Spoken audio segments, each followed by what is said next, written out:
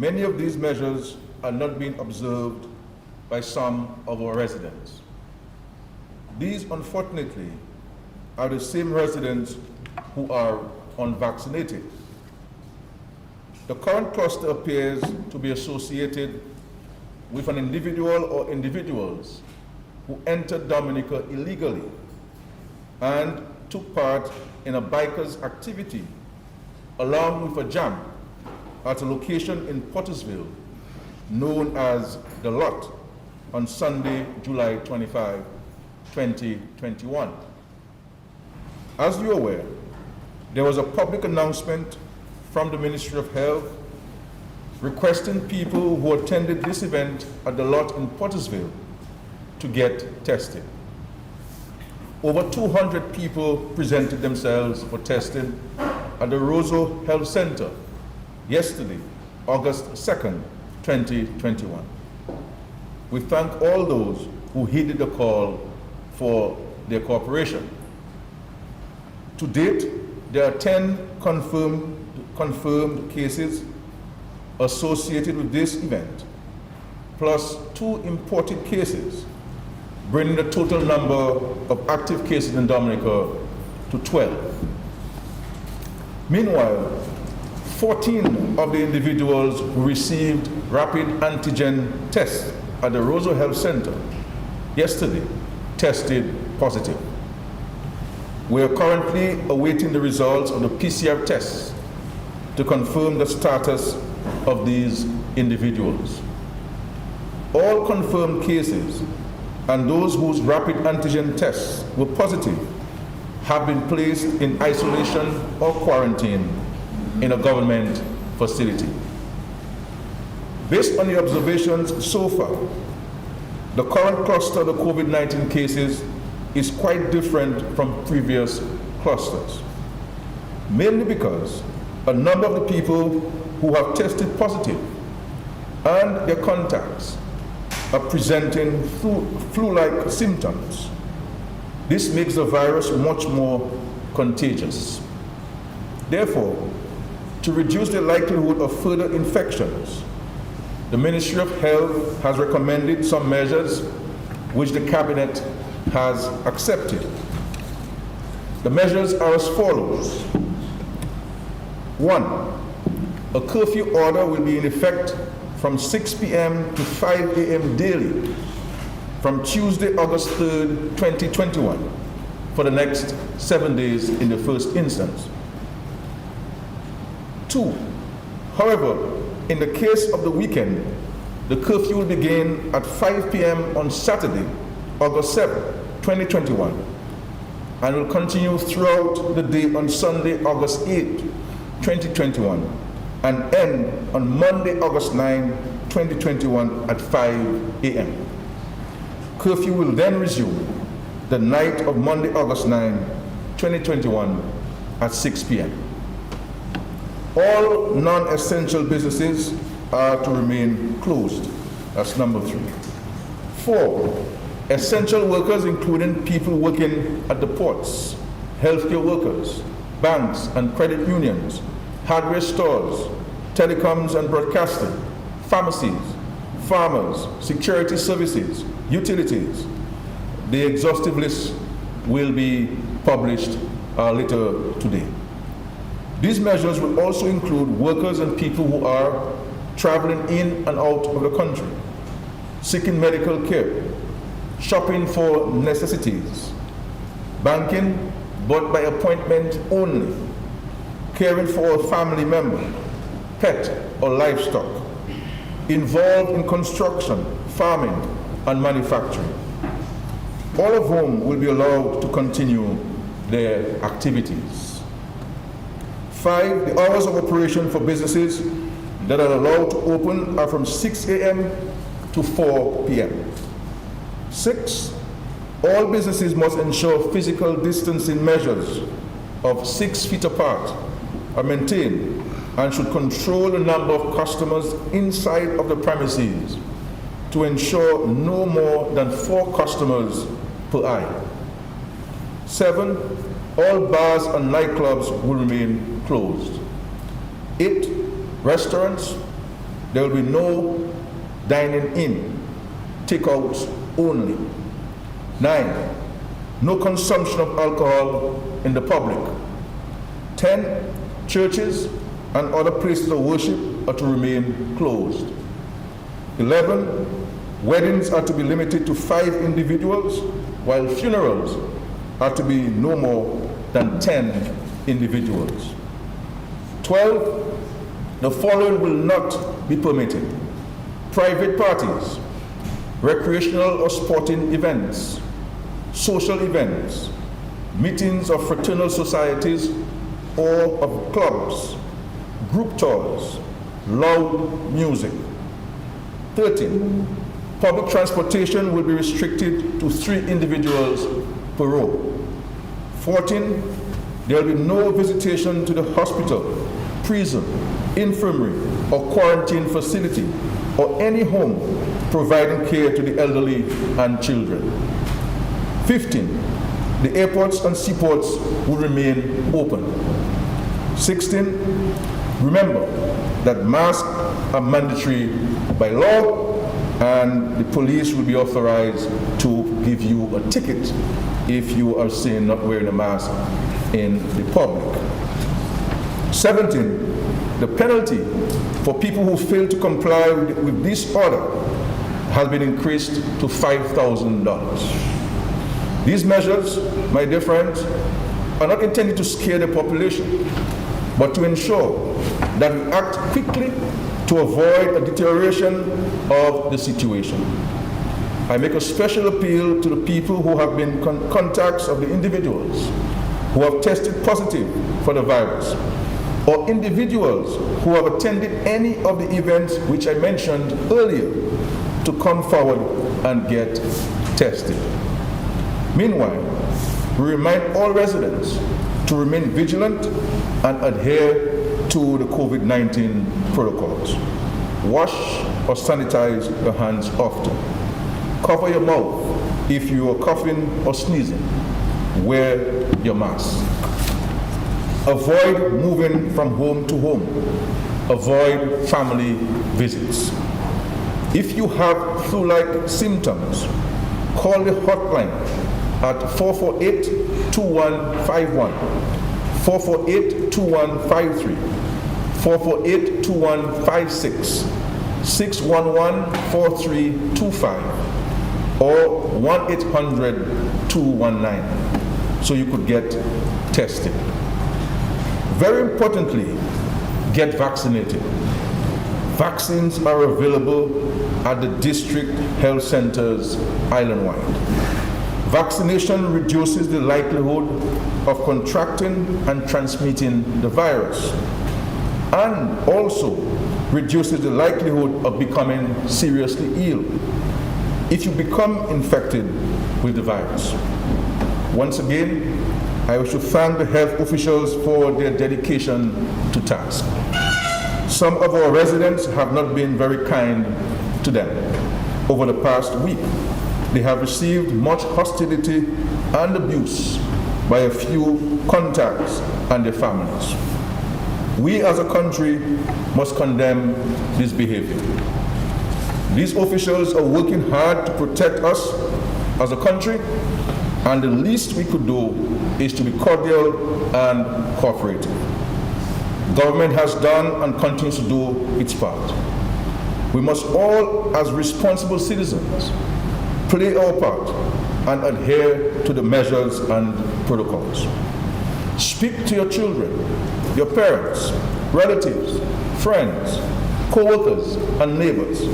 Encourage them to comply with all protocols so that we could return to normal operation within the shortest possible time. In other words, if all of us comply over the next 7 days, we can reopen the country fully thereafter. As I close, I pray for God's guidance and protection over all our people and our country.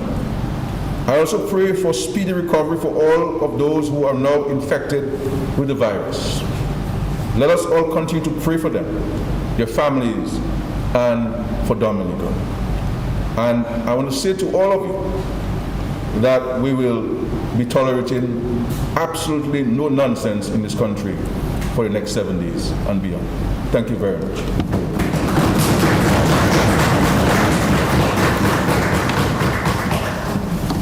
House resumes and debate continues.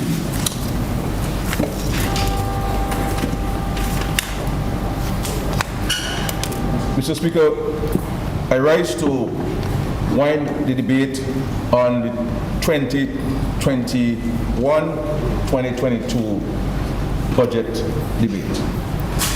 And I first want to thank my many colleagues who presented on this year's budget debate, and for those who have not spoken, for their preparation. I know they're all ready to roll, not only in terms of the content of their presentation, but also with their time, Mr. Speaker.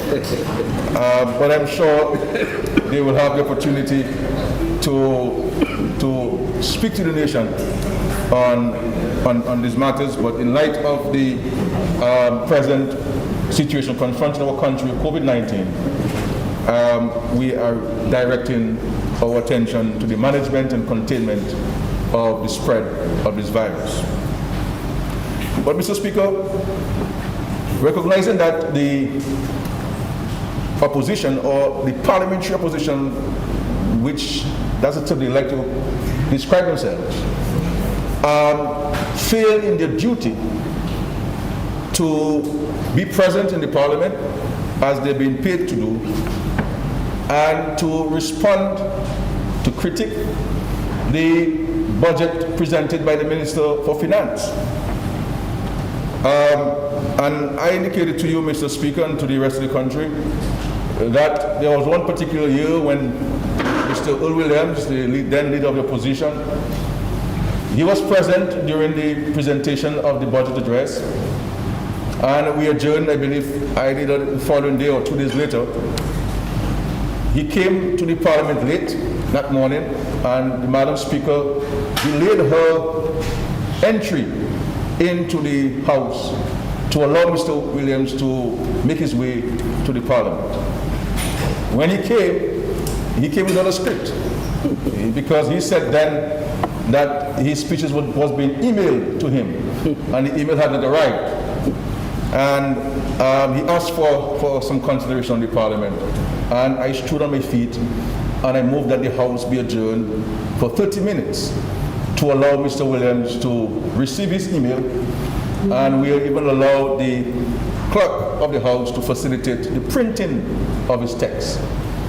And the only reason why Mr. Williams asked for time then was because he realized that if he did not present at that moment the privilege which was extended to him by the Parliament, he would have forfeited that privilege. And including former Prime Minister who was still in the Parliament, Mr. Edison James. So this is clear. So the opposition, having abandoned its responsibility, we decided to let the people respond to the government's budget address. And we received numerous responses from the public, various walks of life, organizations and individuals. Mr. Speaker, if I were to give you a synopsis of a report on all of these interventions, I believe that it would be even longer than the 2 hours and 20 minutes which I took to present my budget statement. People are excited. People are hopeful because this budget is an extraordinary one in these circumstances. That there's no budget being presented in this world today where the governments are giving concessions. Governments are removing taxes. Governments is putting money in people's pocket. Because the reality is, Mr. Speaker, every single country in the world is going through a difficult challenge. And no one knows how long it's going to last. So everybody is batting, in the proverbial way, batting in his crease. Because we all woke up, we all prayed for December 31 to come. 2020. Because our hope was that January 1st, 2021 would have been a new dawn. That COVID-19 would go away. People were saying, I can't wait for January 1. But January 1 came, but COVID-19 persisted. And we've had not only a second wave in the developed countries and some countries within the region, but we've had a second wave. And if we want to believe that waves are over, there's a third wave, Mr. Speaker. And currently, countries are undergoing a fourth and even a fifth wave of COVID-19. It is being described, as we were reminded by the member for Laplane, in many parts of the world, as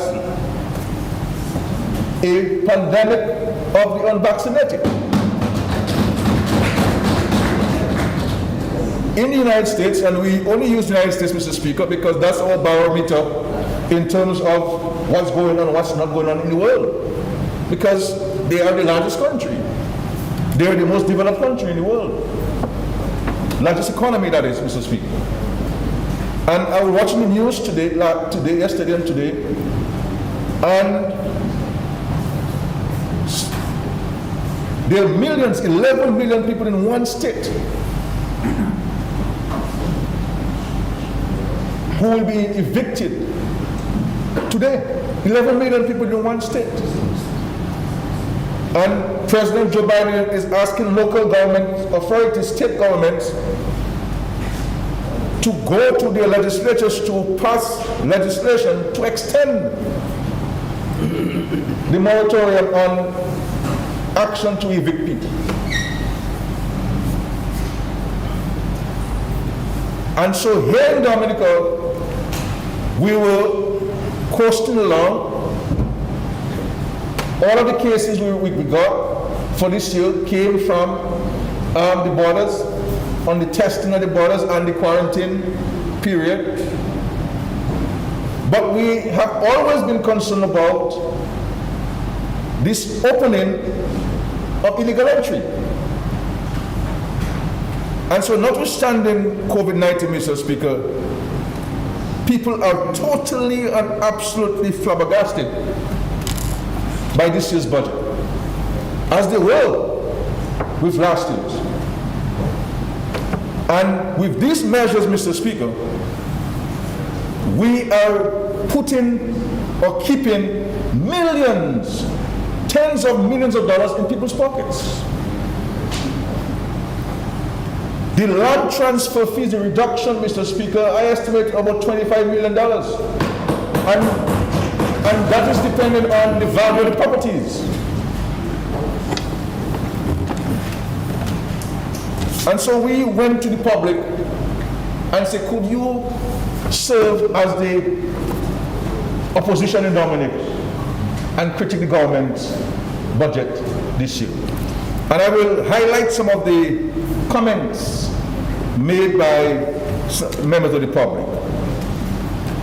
Call to budget review aired on DBS in Cary identified the need for more focused assistance to small practitioners within the tourism and manufacturing sector. They say, for example, there is a need for additional facilities at the Rosa Market to provide space for small manufacturers and producers to display and sell products. Many of these are byproducts of agricultural produce, such as plantain chips, various spices and sauces, soaps, lotions, and hair products. Budget measures should reach grassroots producers who may not be able to access financing at various institutions. Further, more opportunities should be created for small businesses to thrive in the city of Roseville, as rental costs are prohibitive and small enterprises are unable to compete and be successful. The Ministry of Small Business is responding to this. And this is why, Mr. Speaker, all of the apartments we're building in Roseau, we are making allocation for business, for rented spaces for businesses. And I will say to the general manager of Dexia, the intention is to relocate Dexia because this is too much of an expensive real estate just to be offloading rice and sugar and some fertilizer. And the intention there is to transform this space into a modern shopping facility which will make provisions for these kinds of people who are producing only local stuff. So a couple floors on this building will be for locally manufactured and produced items, Mr. Speaker. So they are consistent with the views of the government. The Canada Development Fund is welcome, but they are saying to us, and I agree with them, that we must pay attention to how it is going to be administered and to ensure that it is administered in a transparent manner. And so I can say to these people that the articles of incorporation, which are being finalized, are mindful of those observations. So accountability, transparency, and all the good governance principles which this government espouses and has been practicing will also be extended to the management of this fund. A Kalinago activist, a lady by the name of Maureen Valmont, also commended and this is lady doesn't support me, doesn't support the Labour Party. Also commended the $800,000 Kalinago Development Fund and hoped for swift and transparent implementation during the current fiscal year. She goes on to say, member for Sally Bell, she is grateful to MP Frederick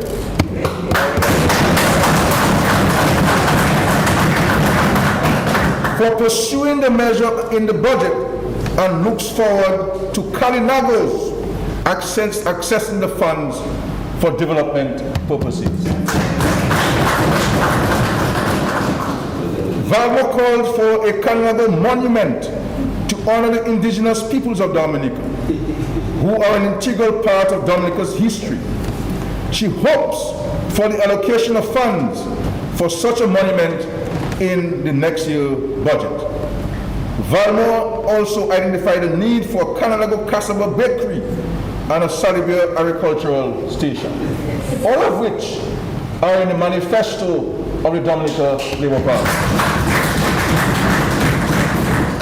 The business community, Mr. Speaker, welcomed the measures which encourage growth in small business, including the continuing availability of small business loans at the Aid Bank, $33 million captured in this year's budget, Mr. Speaker, for small business, and the creation of the one-stop shop to facilitate access to assistance from the small business unit. There is concern that the process to access funds is overly complex and restricted. And I believe that is something that the small business unit and the government needs to pay attention to. And sometimes it's not about the conditions, it's about the attitude of people. We have to be more facilitating, more friendly, Mr. Speaker, more welcoming. Don't tell somebody to go back and forth. Somebody comes from Penville, we pay a bus fare to come down.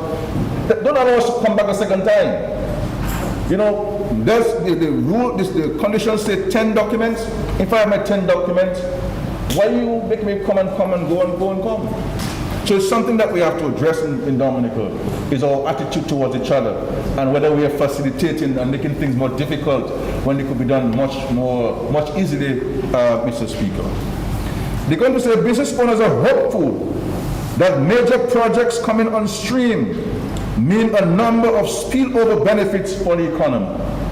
The construction of the international airport promises a range of immediate opportunities in agriculture, retail, and construction for truck drivers, tradesmen, contractors, fishers, farmers, and the like.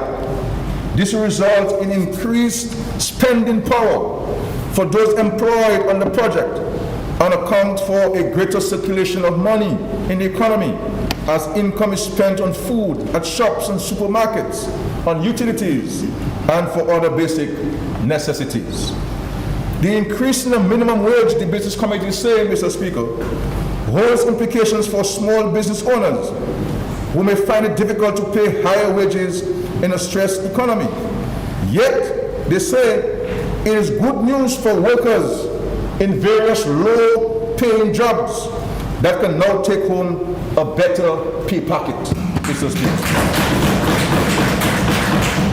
The Business Committee goes on to say, here again, this augurs well for economic activity as more citizens are empowered to spend on basic needs and care for their families. Not Roosevelt Scary saying that, Mr. Speaker. They're going to say, no new taxes for another year running leaves more money in people's pocket to spend on their own needs. Second year running, when there's always a justification in a small economy like ours to raise taxes. There is a multi-trillion-dollar infrastructure bill before the US Congress. Multi-trillion, but there are also taxes associated with this package because they have to raise the money to finance it. And that's where the debate is between the Republicans and the Democrats.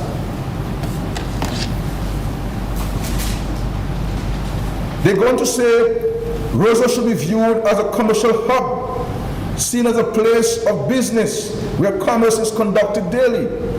Therefore, the issue of parking needs to be addressed. Parking meters are recommended to encourage citizens to park on the outskirts of the city while they conduct their business. Those who utilize the meters will be now more inclined to complete their activities in quick time and vacate the limited parking spaces available.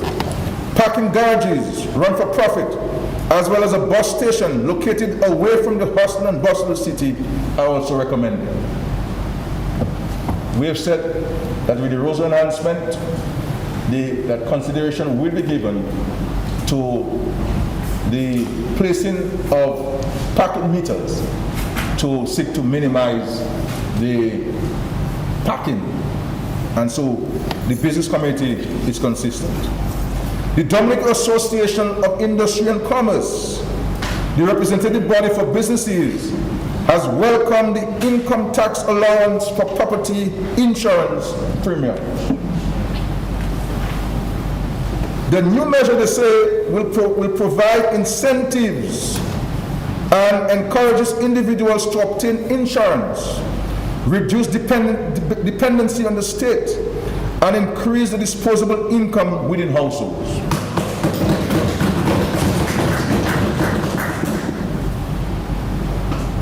This measure will also allow the state to reduce contingency liabilities and redirect funds to other areas of need. The DIC is also pleased with the continuation of the policy to reduce property and transfer fees and land transfer fees. The success of the measure is clear, they say, as there has been an increase of 70% in applications for land titles over the previous year. Which means, Mr. Speaker, that all of these people who had their properties but no titles, because of this concession that we gave last year and we extended this year, many of them now are property owners. They now have an asset to their name. And when you have an asset to your name, Mr. Speaker, it gives you that opportunity, that instrument, to be able to contract a loan and to build a home or to invest.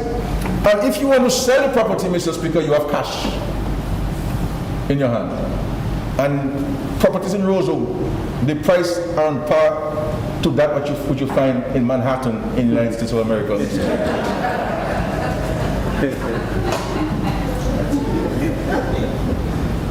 But the important thing too is that the little man now is saving 48%. So the reduction, Mr. Speaker, is over 48%. And every dollar counts. And so the DIC is saying hooray for this, not only for last year, but extending it, Mr. Speaker. And they also say the one-stop shop at the small business unit and the concession of the aid bank will also assist small businesses to advance their enterprises. And they say that the DIC is saying it is hopeful that the measures will be implemented to good effect so that business owners may derive associated benefits. The sports associations and sportsmen and sports enthusiasts, Mr. Speaker, are saying that they welcome the announcement for the creation of the National Sports Council.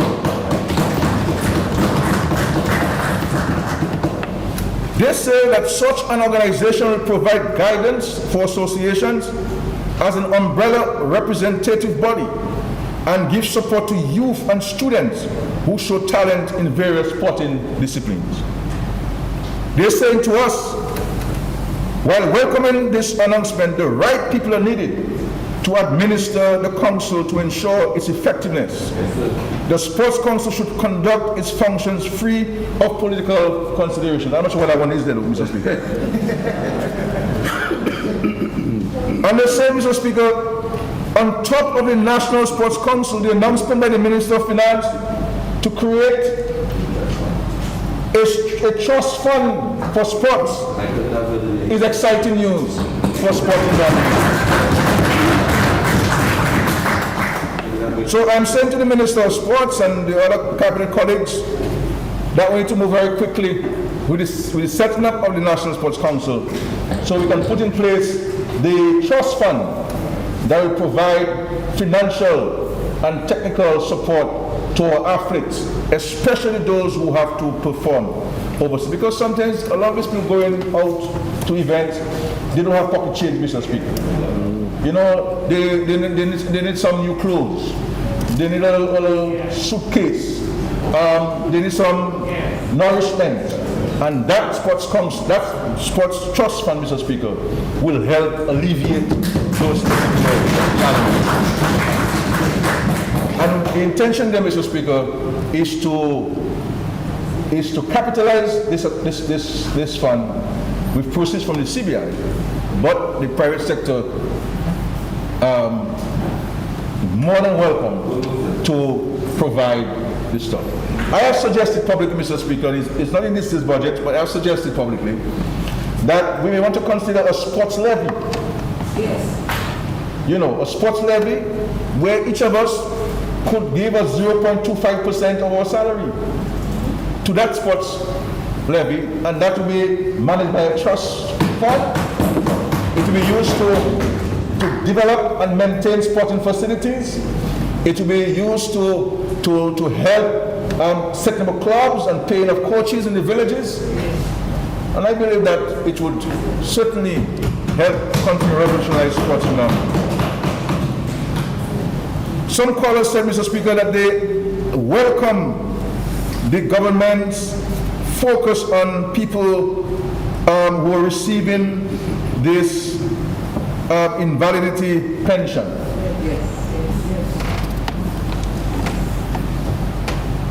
They said that they noted that the government increased the non-contributory pension. That is to say, Mr. Speaker, those who are receiving the incentive over to $300 in 2016, right?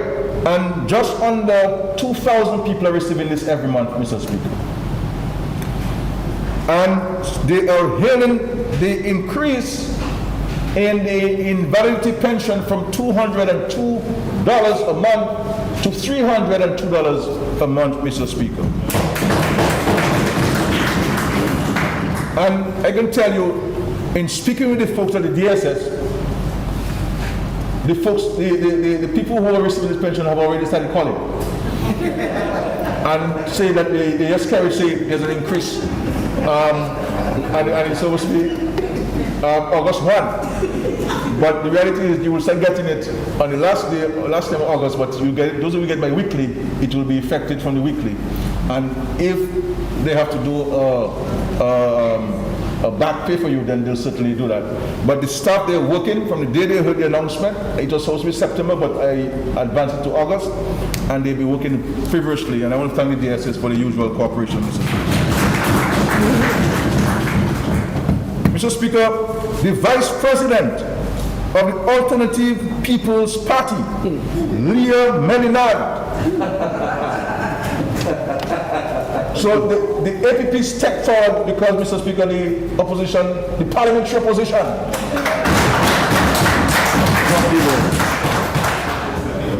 at home watching cartoon. So the APP has said, Prime Minister will respond. And so the Vice President of the Alternative People's Party, Leah Melinard, has commended measures to increase staff at the Welfare Division to provide more focused attention to the plight of the country's vulnerable children. She is particularly pleased with the inclusion of a psychologist to provide psychosocial intervention for children who have suffered abuse and a need to help to overcome trauma. Melinard has encouraged fast-tracking of the Child Care and Adoption Bill and called on parliamentarians to support the passage of the bill to further provide protection for the country's children and hold perpetrators to account. In the budget address, we announced that those bills will be passed before the end or by the end of 2021. So all I will say to Ms. Melinard is that in the Labour House there are many mansions.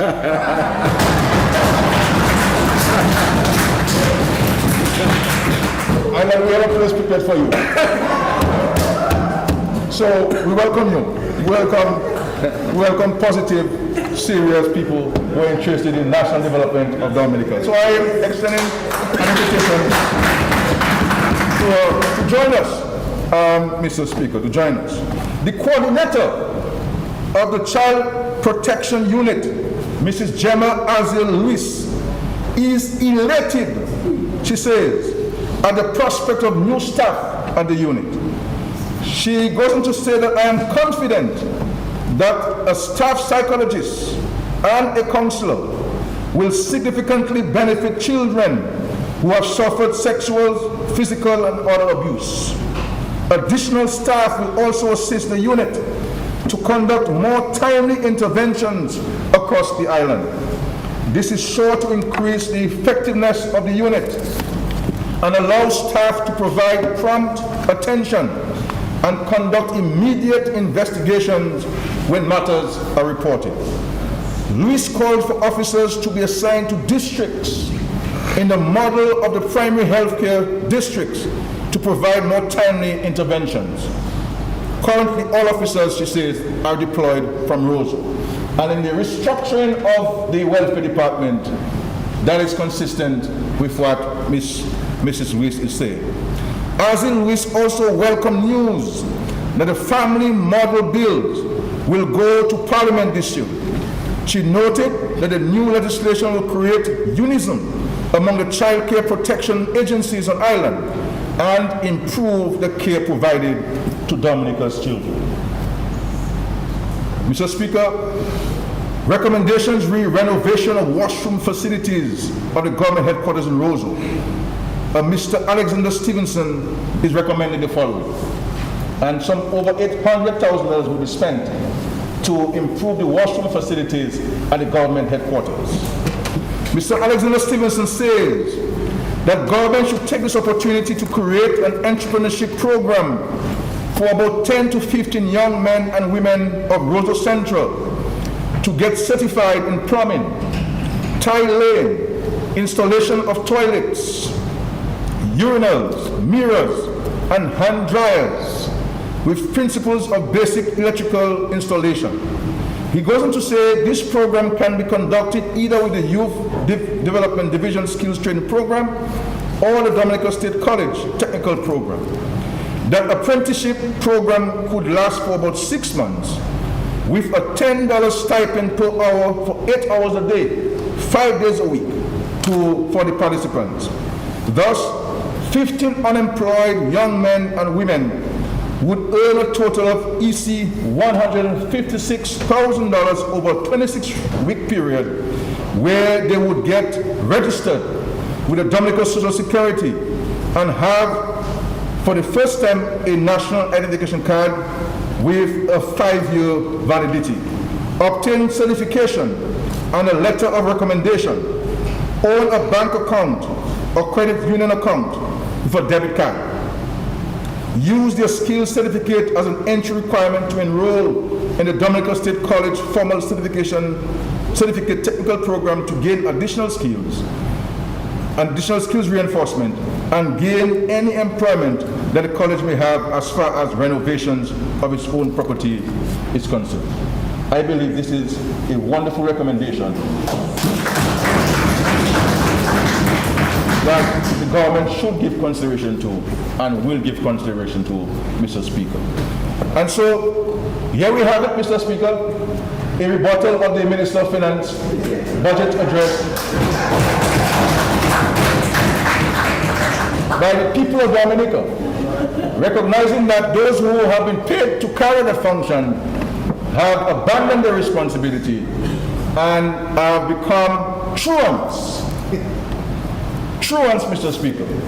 A practice, a behavior that should never be tolerated, whether you're a student, whether you're working for an employer, whether you own your business, or whether you are a parliamentarian. And parliamentarians must show that they're serious about the business of the House and the business of Dominica. You're not here because of Roosevelt's skirt. You're here because of the people of Dominica. And so you have a duty and obligation to them. And they continue to fail little Dominica. But the people have spoken.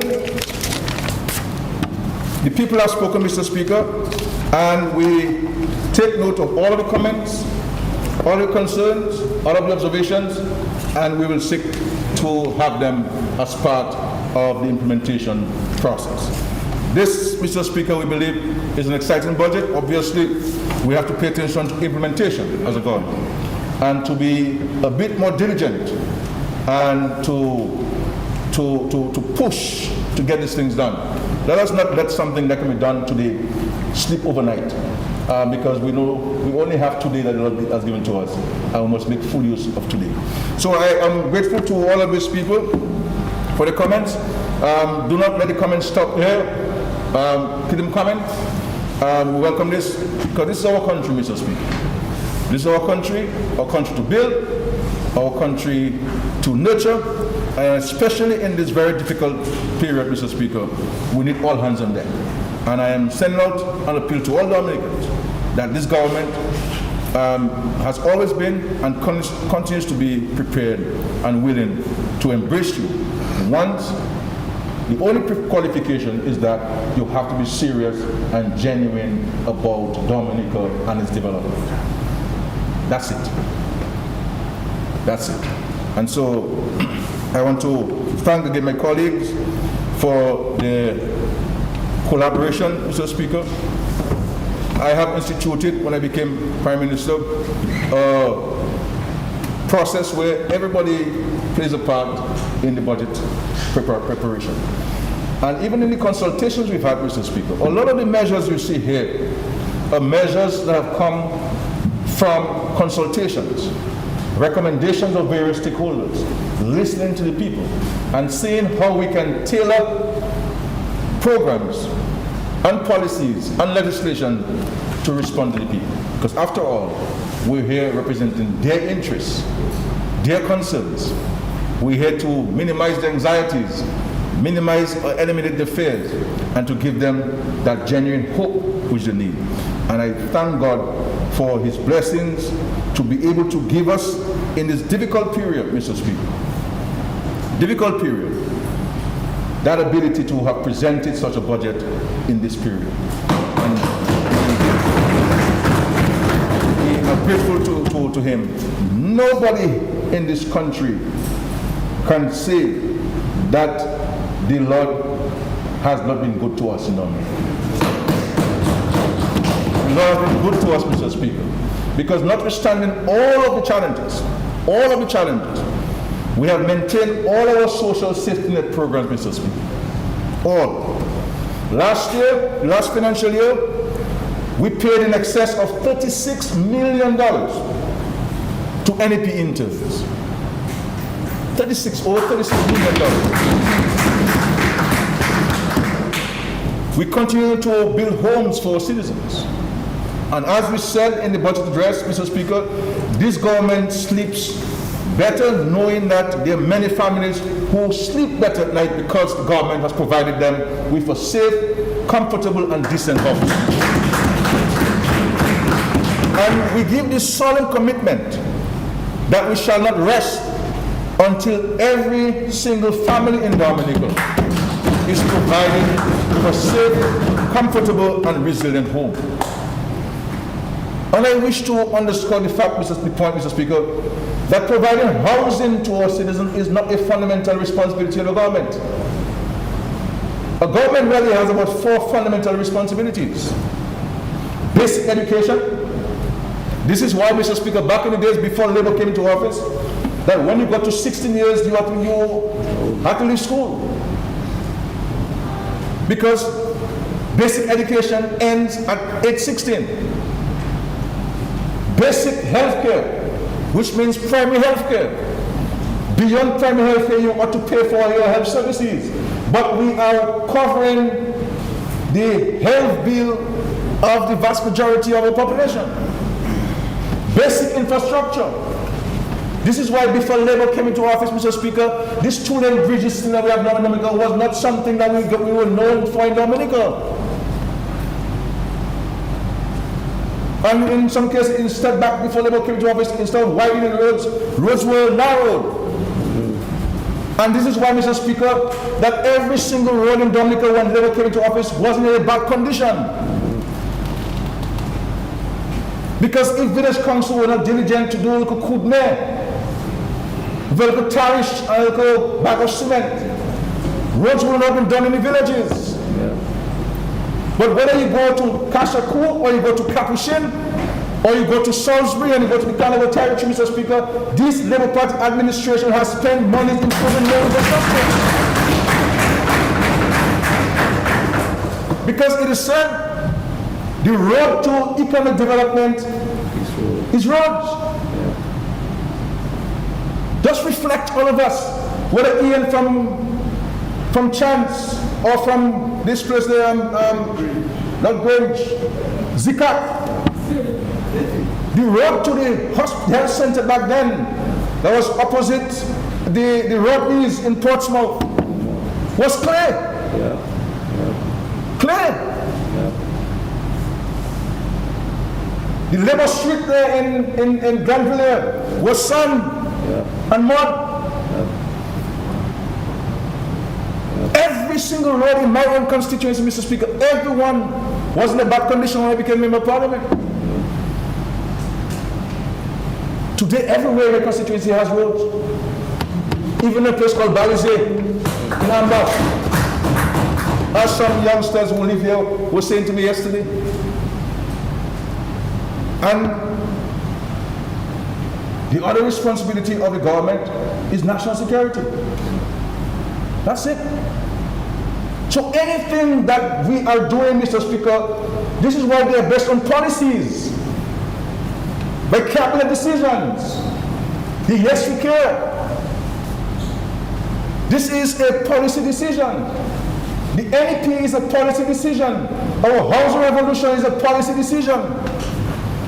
Sending students overseas to study is a policy decision. Free college tuition at Dominica State College is a policy decision.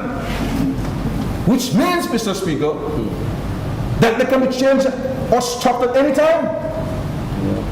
Anytime. This is why these things were on the ballot paper in the last election. There was a referendum on these policies. And when people talk about housing, we were freedomites in vehicles, Mr. Speaker. That's why I bring my green tie today. And the leader of the Freedom Party, Mr. Speaker. I am the leader of two political parties in Dominica. Not only one, Mr. Speaker, you have got to know where you have one man leading two political parties. But I am the de facto leader of the Freedom Party since Charles Savage when I take over the thing. You know, leader and so on. I'm the only person in politics who's known to have been associated in any serious way with the Freedom Party. But when we just came into office, we followed on Hurricane David and Hurricane Allen and so forth. And so the priorities were different at the time. But there's no house that Mr. Fix or Freedom Party fixed in my constituency. Found to build. Suffrage and Scott said, and that was a Freedom Party stronghold in Labour level 1 until this current new generation of Labour Party. There's no house that Mr. Fix or Freedom Party fix or build in Suffrage constituency.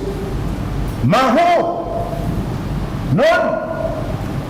So, and we can't criticize her for that, or them for that, because it is not a fundamental responsibility of government.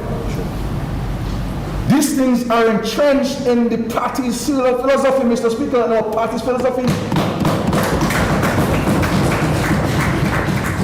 For us, there is no glass ceiling. We're lifting everybody up, so if you're working class, we bring you up to middle class. If you're in the middle class, we take you up to upper, Mr. Speaker, and we take you up to the skies. This is why you now have, Mr. Speaker, one of the countries with the largest middle classes in the world, Dominica per capita. Because of labor, because of our education policies, that many young people are back and are struggling because of these Labour Party's policies, Mr. Speaker. Not because government must do that. No! The government is doing that because we are labor. That's why we're doing this, Mr. Speaker. We are a people-centered party. We care for people. And what every one of us on this side wants for ourselves, our family, we want it for you and your family story. We don't grudge people, we celebrate them, Mr. Speaker. Yeah. So when I went to school and I struggled to pay with credit card and my mother having to change francs, and back in days, you know how francs was against the US, and I had to mop floors and cook and wash dishes. Not because I went through that I have to allow succeeding generations to go through this. I do not want them to go through the struggles I went through. What I want them to do, Mr. Speaker, and their parents, is to appreciate what this government is doing for them. Appreciate it because they were not there for your older siblings. They were not there for your parents, many of whom dreamed of going to university, dreamed of going to college, dreamed of going to high school. They had the intellectual capacity, they had the grades, but they did not have the financial means. Yeah. And back in the days, if you were somebody for surname, or you did not know somebody in the ministry, you will not get into any university. So when people are talking about what Labour do,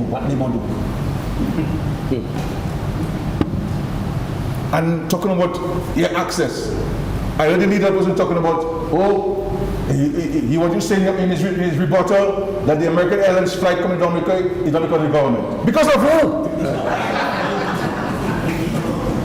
And American Airlines is saying that based on their own market research,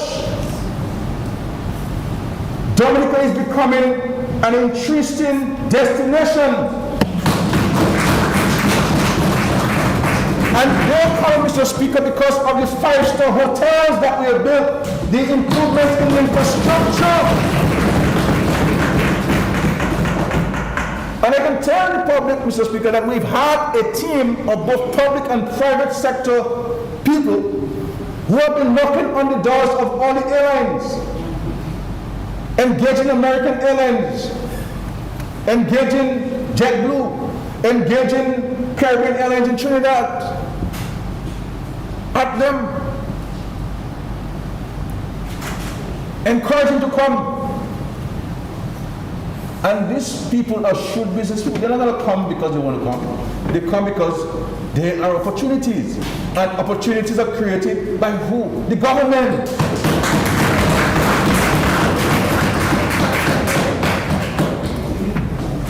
That's why it is, Mr. Speaker. Yes. Time? 1 more minute. Come on. Not 10 minutes. Mr. Speaker, I move that the Honourable Prime Minister be granted an additional 10 minutes to complete his conclusion on the budget. It have been moved and seconded that the Prime Minister be working an additional 10 minutes. Those in favor? Aye. Those against? The ayes have it. We are granted an additional 10 minutes. Thank you. The international airport. This is extraordinary, Mr. Speaker. Most countries in the Caribbean that are building international airports have placed a tax, even before the airport has started, to help raise funds to build the airport. Others have contracted loans. My brother and friend and mentor in St. Vincent and Grenadines, Prime Minister Gonzalez, had to get the coalition of the women. Countries that were prepared, he didn't get money from the World Bank, he get money from the CDB. Those institutions will not give you money for an airport. You will get commercial loans. But how do you pay commercial loans as a government? Through taxation, tax revenue. We have not gone to the parliament or gone to the people of Dominica and asked them to pay taxes to build the airport. The Lord has blessed us with a program called the Citizenship by Investment Program that this government has been using prudently, Mr. Speaker. I can say to the public, from the moment I became Minister of Finance, Mr. Speaker, we never used the CBI funds for recurrent expenditure to pay salaries and to pay goods and services. We always use the funds to either pay on debt or for the public sector investment program. Because my thinking, Mr. Speaker, is that we don't know how long this program is going with us. Anything can happen. But let us use it while we have it to set a solid foundation. So if it goes, God forbid, we would be in a position to fend for ourselves without a program. So we're investing in hotels, investing in public infrastructure, investing in educating our children, paying down our national debt, and now building an international airport. Building an international airport, Mr. Speaker. Building homes for people. People who can't go to the banks and get a loan to build a home. We're building homes for them, Mr. Speaker. That's what we're doing with the monies. And it's only under this government you can point finger and say, that is CBI, this is CBI, CBI, CBI. All projects are in government because serious. But this program has been in place since 1993. And there's nothing before this government came into office you can point out and say, that is CBI. CBI now is a household name in Dominica, Mr. Speaker. Not because people are talking about it, but because people are benefiting from it, Mr. Speaker. The people of Dominica are benefiting from it. And so we're building the international airport using the CBI fund, Mr. Speaker. And one can speak about the benefits. And while this airport is being constructed in Wesley and they will get the first bite of the cherry, the proverbial cherry, but the Rosa Valley is going to benefit dramatically from the international airport. Because 80%, it's been told that 80% of people who come to Dominica go to the Rosa Valley. The Carnival territory inside the constituency. Even if Grafo, Monterey City is not known for tourism, but they're known for agriculture. Well, you have the hotel there in Rosalie Resort. Rosalie Resort will see an increase in guests. An increase in guests means more agricultural produce. An increase in guests means more jobs for the people in Grafo and Lapland. Rosa Central, everybody comes to the city. So the country is going to benefit. There's Kempinski in Portsmouth, they'll be married soon. The Hilton being built in Salisbury. Soufriere will benefit from International Airport. Because more guests come to Secret Bay and to Jungle Bay. More fish will be sold by the fishermen. And with the landing, side landing, jetting, or the jetting now, pull in the boats and come in and bring your fish and your catch, much more improved. The massive investments we make in agriculture. This is the first government that in a practical and tangible way has linked agriculture with tourism. So this government is working with a plan. We've always been working with a plan. We have made the word resilience become an international word used by every single government and institution, Mr. Speaker. And when everybody speaks in the world, Mr. Speaker, about resilience, they refer to the Commonwealth of Dominica, Mr. Speaker. Because we have taken it up on ourselves, not only for our own personal selves as a country, but for the rest of the world, fighting the scourge of climate change. And so, we are on the road to achieving dynamic Dominica, Mr. Speaker. What vision does the opposition have for Dominica? What vision? What strategy? What plan? Zilch. Nada. They're rare.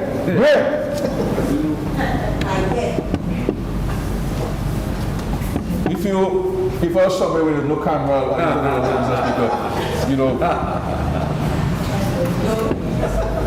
nothing. All they provide to the people of Dominica is a diet of negativism, destruction, death, hatred, discord. How can you want to lead people and you're promoting these negative, evil ideals, Mr. Speaker?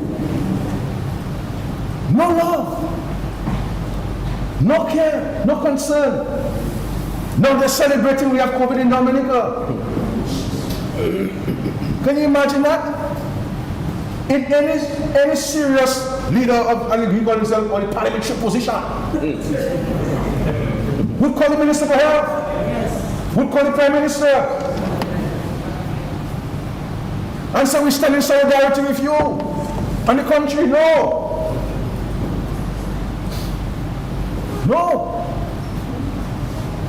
Instead of staying in Parliament, he went out and they have the Parliament where he spoke for 57 minutes.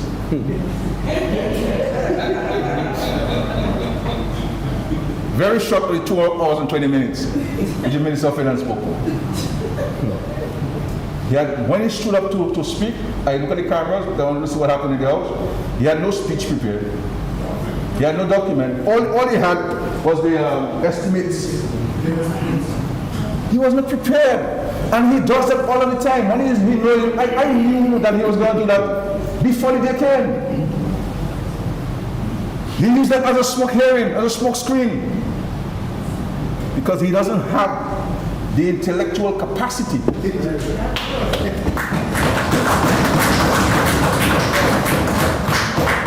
He doesn't have the ability of reason or to reason. He doesn't have the interest of people. It's all about him. His only interest in this thing is to become the Prime Minister of Dominica. It's all about him. It's all about him. And instead, they try to mold these young senators. They are training them the wrong way. Mr. Speaker, you see me? All of these young people we have in the Parliament here, here in Australia and black, we're old people. We're old people. We're senior citizens among this group, and they're always bothering on senior citizenship and senior elderly level. I want all of these young men and women to succeed, to be the best they can be. I admonish them in private. and help them to build themselves so that the country can have a wider choice of leadership to succeed people like myself and the other senior people within the party and the country. So I'm not going to make any of my colleagues make a fool of themselves in the public domain, deliberately so. We have to guide them, and it is the responsibility of the leader of the party to provide that guidance to them. Because I treat all of these young people in my party, in the parliament there, as my sons. My younger brothers and sisters, Mr. Speaker. That's how I see them. We're family. And when you're family, Mr. Speaker, you want the best for them. You want them to shine. I want them to shine. I keep telling Mr. Speaker all the time, I don't need to be popular, you know. An old man, Mr. Speaker, they are the up and coming. They're the new generation.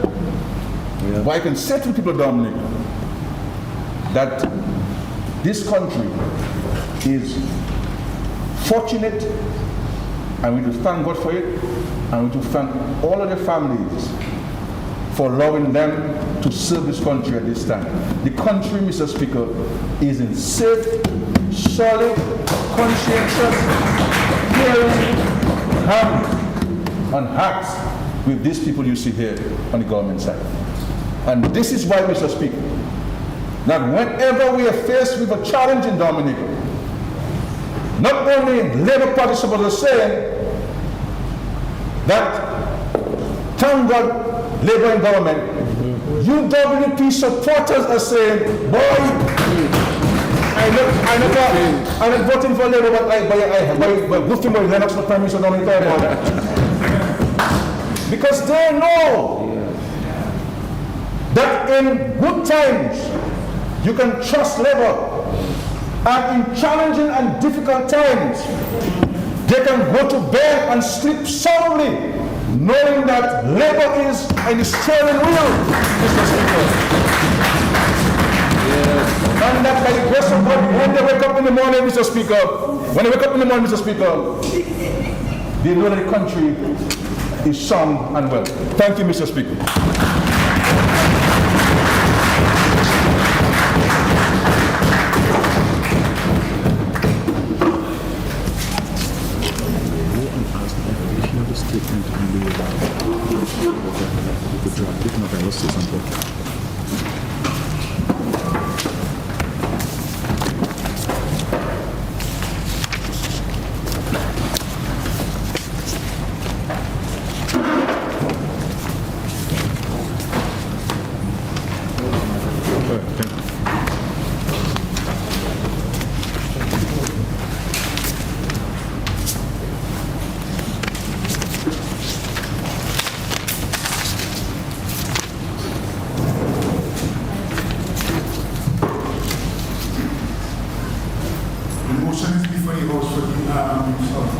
This concludes the debate. The estimate shall not be referred to the committee of the whole House.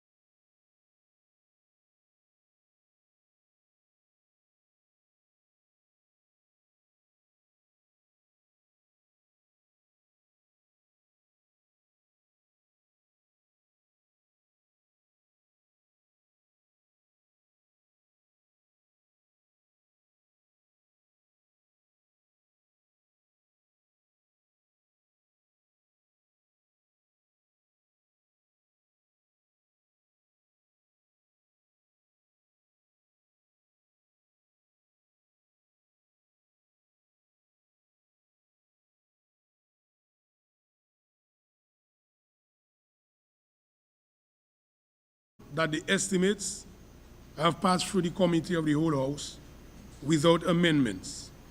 The question is that the estimate for $993,645,290 be approved. Those in favor? Aye. Those against? The ayes have it. Mr. Speaker, I move that the bill shortly entitled 2021-2022 Appropriation Act 2021 be read a first time. Seconded, Mr. Speaker.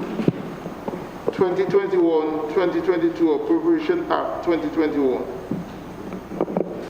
The bill has been read a first time. Mr. Speaker, I move the second reading of the bill shortly entitled 2021-2022 Appropriation Act 2021. Seconded, Mr. Speaker. It has been moved and seconded that the bill shortly entitled 2021-2022 Appropriation Act 2021 be read a second time. Those in favor? Aye. Those against? The ayes have it. 2021-2022 Appropriation Act 2021.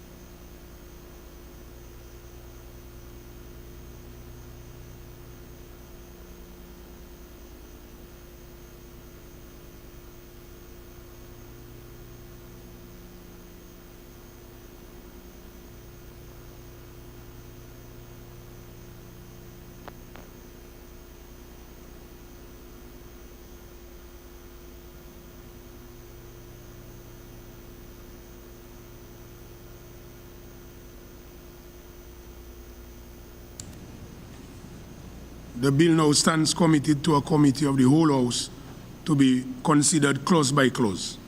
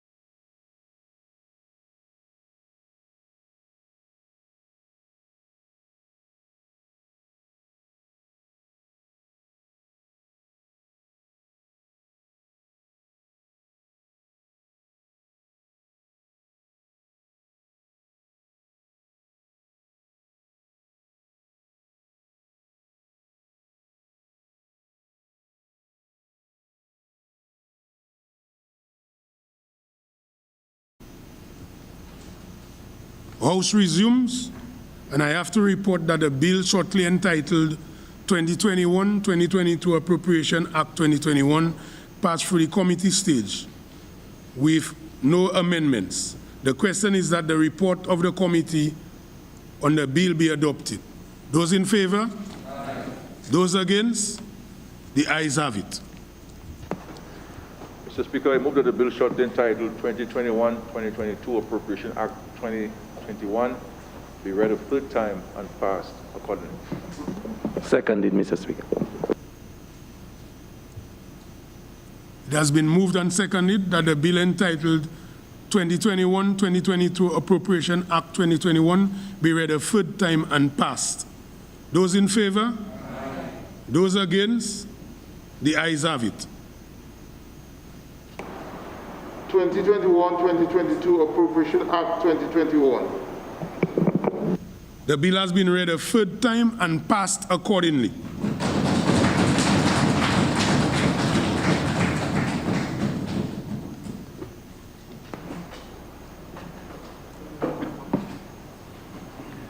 Mr. Speaker, whereas by virtue of Section 3.1 of the Loans Act, Chapter 6405 of the 2017 revised laws of the Commonwealth of Dominica, the House of Assembly may, by resolution duly passed, authorize the minister with responsibility for finance to borrow money from approved sources or guarantee loans to statutory boards or public corporations for the purpose of financing general development purposes or other purposes.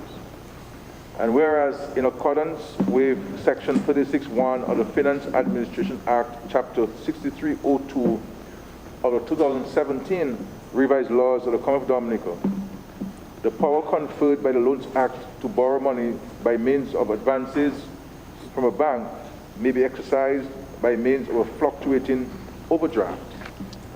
And whereas a sum not exceeding $56,500,000 is required to meet central government's current overdraft requirements, and B, a sum not exceeding $5 million is required to meet guarantee of overdrafts to statutory boards and public corporations, be it resolved that in accordance with Section 3.1 of the Loans Act, Chapter 6405 of the 2017 revised laws of the Commonwealth of Dominica, this Honorable House authorizes the Minister responsible for finance to borrow and guarantee by means of a fluctuating overdraft a sum not exceeding in aggregate $61,500,000 from A, First Caribbean International Bank, B, National Bank of Dominica, C, Republic Bank, and D, any other approved financial institution, to meet central government's current overdraft requirements and to guarantee overdrafts to statutory and public corporations for a further period of 1 year, commencing 1st day of July 2021. Seconded, Mr. Speaker.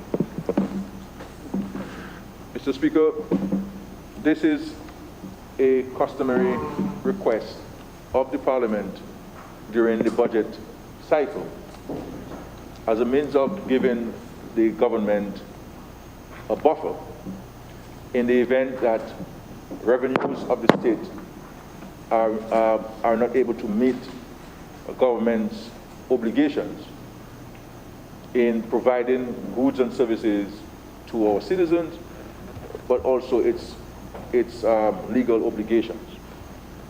We have over the years, Mr. Speaker, been very judicious with the use of the overdraft facility and very prudent as well, because we recognize that overdraft facilities are really last resort sources of funding or money. And what we have been able to do in this financial year, Mr. Speaker, is to keep the overdraft facility way below that which the Parliament approved for us in the last financial year.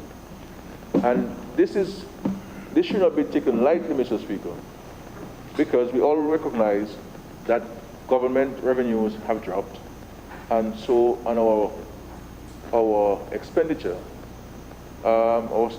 have increased.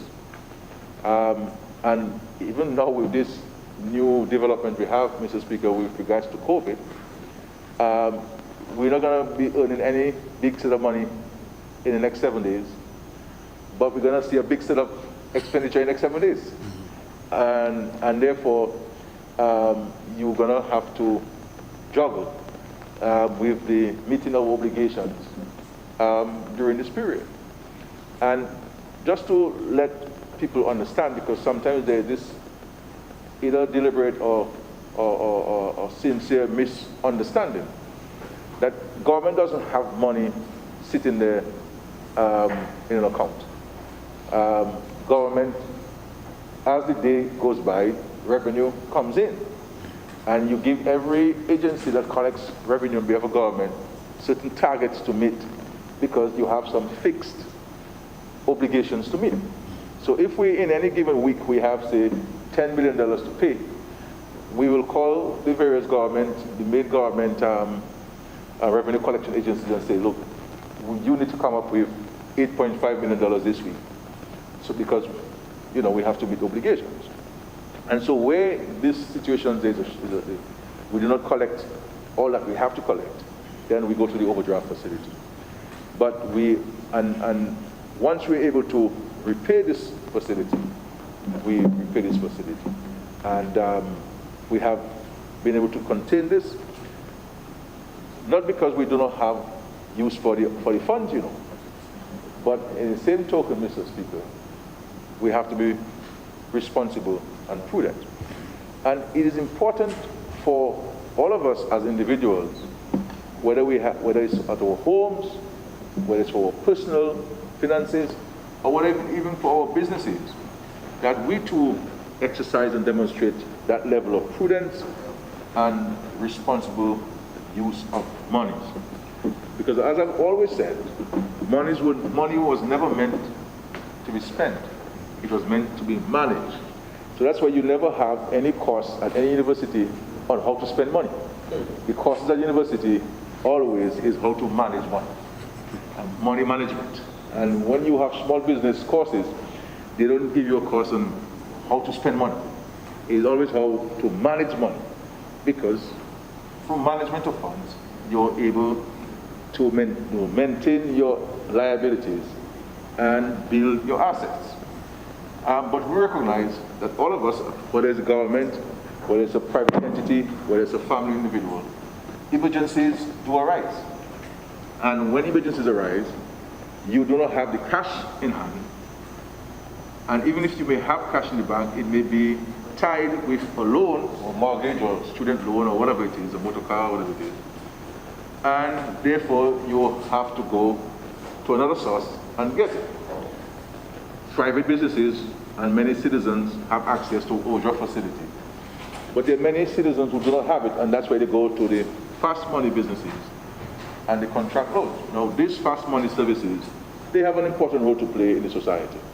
They do provide a service that many of us need from time to time, because the traditional financial institutions are not as robust and nimble to develop financing instruments so that people can access if there is an urgent need.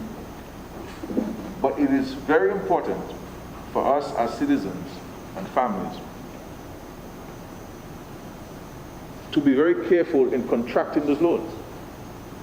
And if your salary is $1,000 and you have debt repayment for $1,200, it doesn't take a vice person, Mr. Speaker, to let you know that you have a difficulty. And therefore, it's always important for us to live within our means. And if, perchance, because of an emergency, we have, because cost of medical services are high, you know, and something happens, you get into an accident, you have to fix a person's car, your child has an accident, a broken leg, you know, something happens, you know, somebody suffers with cancer, you have to go to Guyana or to elsewhere for treatment. We understand these things, the practical things that we understand. So when you find yourself in a situation, it's important for you now to put all your expenditure on the table. And then you start with what you call discretionary spending. You cut discretionary spending. So you're not going to die if you don't have a few beers this weekend. You're not going to die if you don't have access to your phone, to data on your phone. Though I believe many people in this country will go through a state of depression if they don't have access to their phones. But we have to manage the use of the phones. So if we don't have the means to call, the telephone companies give us the opportunity to send a message to somebody, call number so and so. Let somebody call you for the week while you try to manage your obligations and reduce on your expenditure. Because we are very concerned in the government with personal debt. Personal debt in our islands in the Caribbean is very high. and it is way beyond what it should be in terms of prudential limits. So the government is doing so, and what we have also done, Mr. Speaker, to cushion the impact, especially in a natural disaster, an external shock, or in the case of pandemic, is that we're saving for a rainy day. We're saving for a rainy day. It is $500,000. It's not plenty money, but every dollar counts. We started in October. By the 15th of July this year, we're at 5 million. And then once the economy gets back to where it was prior to COVID-19, we intend to increase the capitalization of that fund, so that in the event of an external shock or natural disaster or pandemic, we have a source that we can draw them from and not place any debt burden on ourselves and pass on to the citizens of Dominica. So and even when this pandemic came, Mr. Speaker, the first thing I did as Minister of Finance was to sit down with the Financial Secretary and to put my pen through expenditure and cut down discretionary spending. And so we saw discretionary spending or expenditure reduced by 18% or so. But that did not prevent us from meeting our obligations to public officers, to the social safety net people, to the NEP, to brush cutting on the roads, to road maintenance, to laptops for children and supplies to schools, to medicine, and all of the resources that the Ministry of Health has asked of us to fight COVID-19. We have been able to do so. And this is what the government has been doing all of these years, not only now, but all of these years. This is why we've always lamented, always said to the public, that the prudent and responsible management of the finances of the country is paramount, especially for any economy, but more so for a small, open, vulnerable economy that is prone to natural disasters and prone to external shocks. And the prudent use of the funds are also very important. And so, Mr. Speaker, I want to assure the country and assure the Parliament that we will continue on that track with our prudent and responsible management of the finances of the country, because the more we are prudent is the more we're able to help people. And so, notwithstanding COVID-19, we have been able to provide for our people. We continue to build homes, to reconstruct streets and roads in the communities, and provide millions to farmers and people in the agricultural business and small business support, Mr. Speaker. In the COVID period, the small business loans, plus income support. We supported bus drivers. We supported businesses with the staff. So we did a number of things because we have been able to contain discretionary spending and use that fiscal space to provide for people. And so this is what we're going to continue to do. And I want to commend the Minister of the Environment and the Ministry of the Environment for leading the initiative of changing all of the bulbs to energy-saving bulbs in the government buildings. And all of these things, as small as they appear to be, they add up. Because I always tell people, when you're doing the money, 1 + 1 is not 2. 1 + 1 is 11. And so every dollar you save is a dollar that you keep in your pocket and you can use for your development, or you can use to build your asset and your financial base. So we need to do so, and this is why, with regards to the vulnerability risk fund that we have, we also will be mandating all statutory entities owned by the state and all companies owned by the state to have their resilience fund established, and that fund will have the administrative control of the financial secretary. So when that company or the statutory board wants to draw down from it, they must write to us saying why they want to use it and give evidence to support their claim that they have suffered a shock and they need to draw on this fund. Because when these companies are not able to meet the obligations, guess who pays for it? The Treasury. And therefore, we need to ensure that all of the state entities follow suit with the policies and the programs of central government. And when everyone does that, we complement each other and we place the country in a better situation. And one beauty if the small business owners, the private sector, and individual families were to do the same. Because I'm not a businessman, you know, I am just a village politician, I tell people.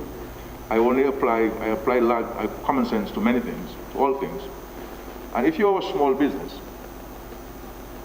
and then you have 3 vehicles purchased by that small business, but these vehicles are not at the service of that small business, and then you buy a motorbike to go online on that small business money, and then you have the business checkbook and ATM, and you go in the bar and you buy drinks, and you don't pay back the business. There's nothing wrong with business giving you a loan, but you have to pay back.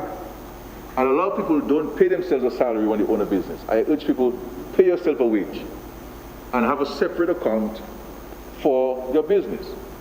Mr. Speaker, as you know, I do some farming. The Lord has blessed me with some, not only green thumbs, but green hands. So whatever I plant, they grow and they yield a bountiful of fruits and produce. So I do sell, but I have a separate account for the farm. I don't pay myself in cash, but I pay myself through produce. Whatever labor I put on the farm, I take the produce from it. You know, so, but we have to do this likewise. So I can tell you in any given year how much I spend on the farm and how much I made from the farm. And I think business people need to do likewise so that you do not mix up your private self with your business, even if you're the only owner of the business. And this is why and you have a shop in the village, many people have shops in the village, but they have breakfast, lunch, and dinner, and drinks on the shop. And sometimes when this also want to come, they are treating a condo. And some people getting bread to sell, they buy the whole basket of bread in the shop and so on. And in the shop, they say the shop Kule. You see, in under the shop Kule, we the owner, we use all the money. And so we cannot replenish stock. We cannot buy more stock. So if you buy breakfast, if you're taking breakfast from the shop, pay the shop. The shop will give you credit, but when the shop pays you, you pay the shop back. And I can give you the assurance that your business will be prosperous and will be successful if you manage money and if you separate yourself from the business.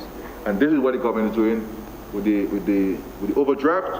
This is we use it judiciously, and we don't use it for anything, Mr. Speaker, and everything. We use it for particular critical interventions and commitments the government has to make. And I can say to the Parliament that the $56.5 million which the Parliament approved last financial year for the government, our current overdraft facility is significantly lower than the $56.5 million. And this is deliberate on the part of us and the Ministry of Finance, because we wanted to ensure that we continue to operate within the confines of the law and within the confines of the approval given us to Parliament. And so, Mr. Speaker, with these few words, I wish to commend this motion to the House. Thank you.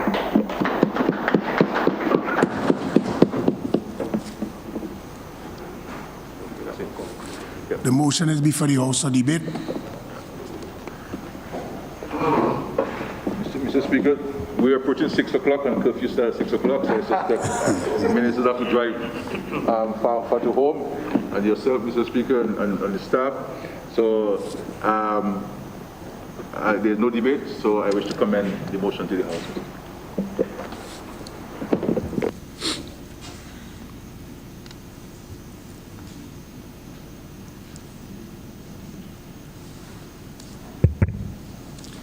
Be it resolved, this concludes the debate. I will now put the question.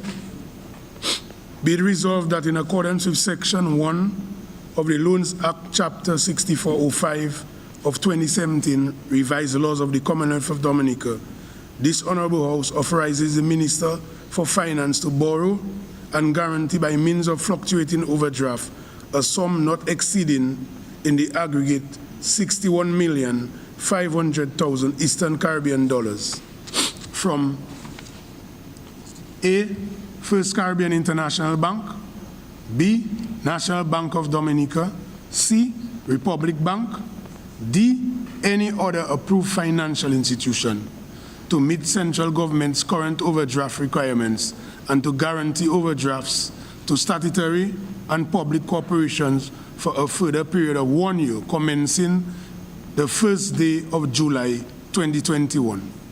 Those in favor? Aye. Those against? The ayes have it.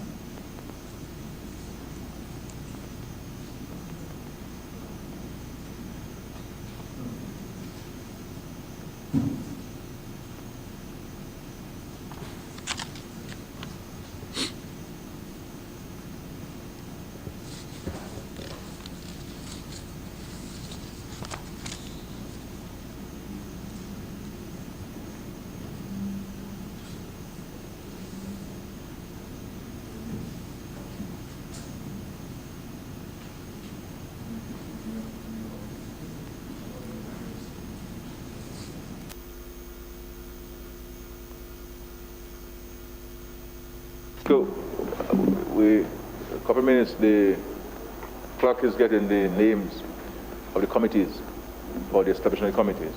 But while we wait, if you allow me, Mr. Speaker, I wish to indicate to the country that Mr. Lennox Lawrence, an attorney at law, will be appointed to act Attorney General effective today for a period of 1 month. During the absence from the state of the incumbent Attorney General. So he more than likely will get sworn in either today or tomorrow by His Excellency the President. Thank you.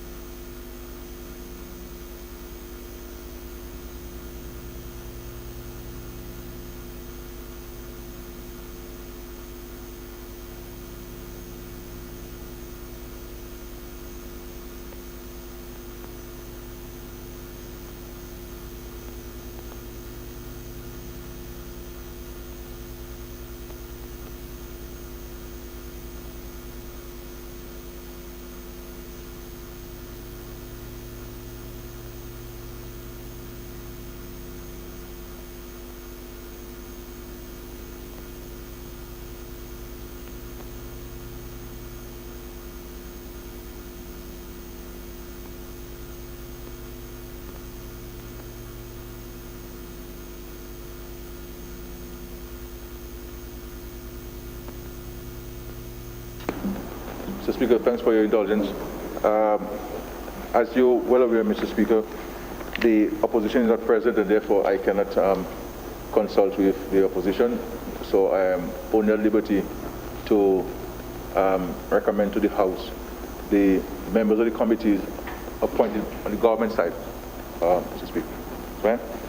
So for the Public Accounts Committee, we have Honorable Melissa Poppins-Skerrit, and we have Senator the Honorable Nichols Esprit. And for the Privileges Committee, we have Honorable Joseph Isaac, the Speaker, that is required by law, as Chairman. We have Honorable Octavia Alfred, Honorable Dr. Addis King on the government side.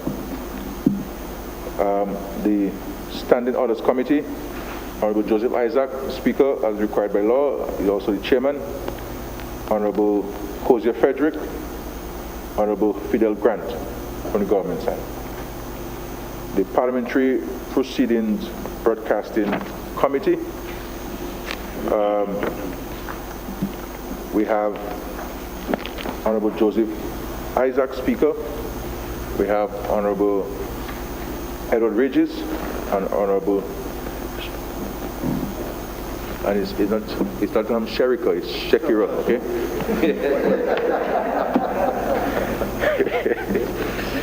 We have Honorable Shekira Lockhart Hippolyte on the government side.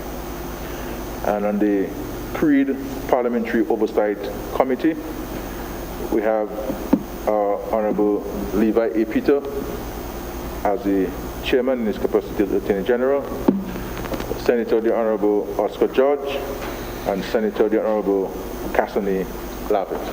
Thank you. Yeah. Sure. Yeah.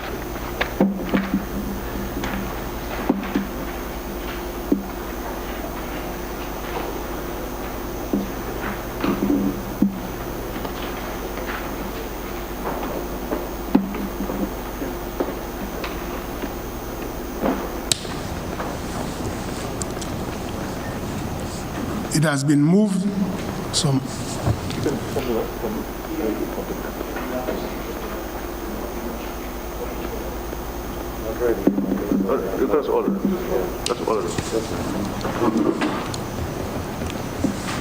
It has been moved that the Honorable, in regards to the Public Accounts Committee, that members nominated by the Honorable Prime Minister, that would be Honorable Melissa Popon-Skerrit, Honorable Senator Nicholas Esprit as members. Somebody will have to second it. Seconded, Mr. Speaker. So it has been moved and seconded that Honorable Melissa Popon-Skerrit and Honorable Senator Honorable Nicholas Esprit be members of the Public Accounts Committee. Those in favor? Aye. Those against? The ayes have it.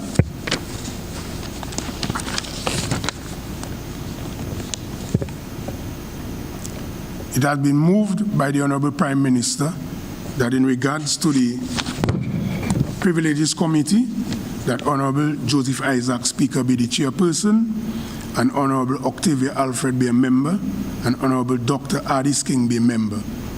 Seconded. It has been moved and seconded that Honorable Joseph Isaac be the chairperson, Honorable Octavia Alfred be a member, and Honorable Dr. Ardis King be a member of the Privileges Committee. Those in favor? Aye. Those against? The ayes have it. In regards to the Standing Orders Committee, it has been moved by the Honorable Prime Minister that Honorable Joseph Isaac, Speaker, be the chairman, Honorable Kozia Frederick be a member, Honorable Fidel Grant be a member, that is of the Standing Orders Committee. Seconded. So it has been moved and seconded that Honorable Joseph Isaac, Speaker, be the chairman, Honorable Kozia Frederick be a member, and Honorable Fidel Grant be a member of the Standing Orders Committee. Those in favor? Aye. Those against? The ayes have it. In regards to the Parliamentary Proceedings Broadcasting Committee, it has been moved by the Honorable Prime Minister that Honorable Joseph Isaac, Speaker, be the chairperson, Honorable Edward Regis be a member, Honorable Shekira Lockhart Hippolyte be a member. Mr. Speaker. So it has been moved and seconded that in regards to the Parliamentary Proceedings Broadcast Committee, that Honorable Joseph Isaac be the chairman, Honorable Edward Regis, member, Honorable Shekira Lockhart Hippolyte be member. It was moved and seconded. Those in favor? Aye. Those against? The ayes have it. In regards to the Creed Parliamentary Oversight Committee,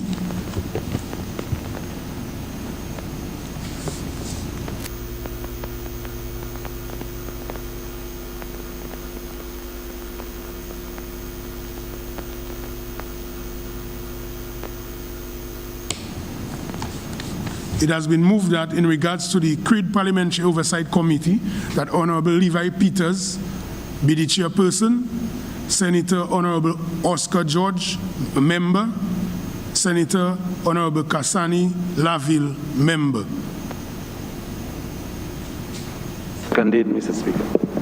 So So in regards to the Creed Parliamentary Oversight Committee, it has been moved and seconded that Honorable Levi Peters be the chairperson, Senator Honorable Oscar George be a member, Senator Honorable Kasani Laville be a member.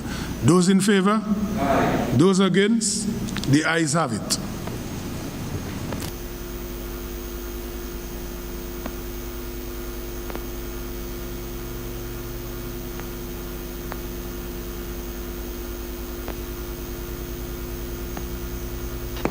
Mr. Speaker, I wish to urge our citizens to be safe, to be cautious, and to respect the protocols and the measures which we are putting in place to protect them, their families, and the entire country.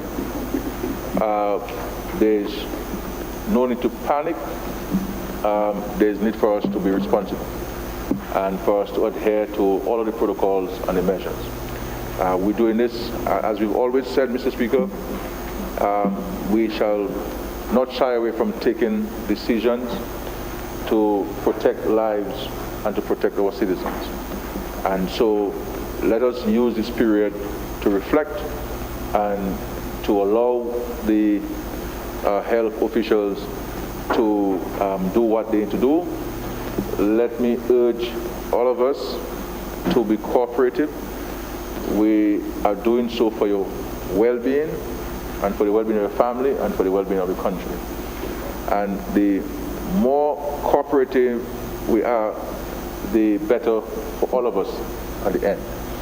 And I believe that if we can adhere to the rules and to the orders and to the protocols over the next 7 days as have been mandated, I am confident that we can contain the situation. We have been confronted with such in the past, not to the extent as we are now because of the fact that we have people come all over the country, but we can do so. And I really want to commend the 217 people who showed up yesterday to get tested. And many of them were diligent enough, well, they were all diligent enough to wait for a very long period of time to get tested. And I want to also commend the team at the Roseau Health Center for their extraordinary service. The truth is, Mr. Speaker, they should have ended their shift at 1 p.m. yesterday, but they stayed well into the night to ensure that everyone who showed up yesterday and who stayed was able to get tested. And this is extraordinary. We really have fantastic people throughout the public service. And sometimes we focus on the little negatives here and there, but they're really diligent and genuine Dominicans who are doing what they must and what they have to do, and going beyond the call of duty to do what they have to do. And I want to applaud them. I know that they have serious challenges as myself with the facilities at the Roseau Health Center, but we will be moving very quickly with the construction of a new Roseau Health Center, likewise in St. Joseph and likewise in Savonpai, so that they can have adequate facilities, and will ensure that they will not only have facilities for the public, but also for their private comfort when they are between patients. So we are mindful of the challenges. So we're not daunted by the task. This government has been confronted with many challenges in the past, and by the grace of God and the cooperation and collaboration of the general public, we have overcome those challenges, and we shall overcome those challenges. My hope and prayer is that we will not need to extend the curfew beyond the 7 days, but this can only be guaranteed if we all in this country do what we have to. And as I said, we're not going to be tolerating any foolishness over the next 7 days. A word to the wise is sufficient. We're not going to be tolerating any nonsense in this state. This is about people's lives people's safety, people's well-being, and bread and butter on people's tables. And we will not be messing around with this. And so nobody cannot say Scary didn't tell me, because when you stick chicken in Parliament, everybody hears you, Mr. Speaker. So we're at better place to speak to the nation than from the Parliament. So let's go forth and do what we have to do, and we will overcome this challenge, Mr. Speaker. So with this, I wish to move that the House be adjourned, sine die. Seconded, Mr. Speaker. It has been moved and seconded that the House be adjourned, sine die. Those in favor? Aye. Those against? The ayes have it. House is adjourned, sine die.